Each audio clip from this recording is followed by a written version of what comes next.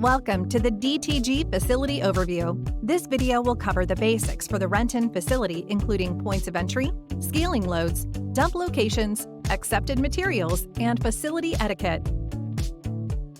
When you first arrive at the facility, you want to enter through the north side of the facility.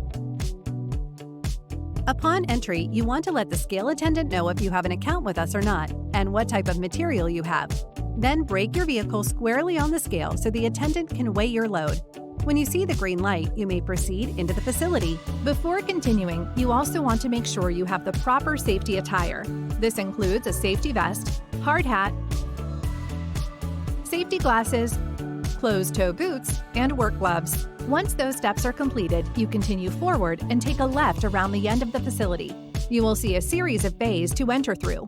A DTG staff member will guide you to the proper bay of entry where you can begin unloading. The Renton facility accepts a variety of material, including cardboard, plastic, metal, mattresses, gypsum, concrete and asphalt, tires, carpet and carpet padding, and wood. For a full list, visit our website.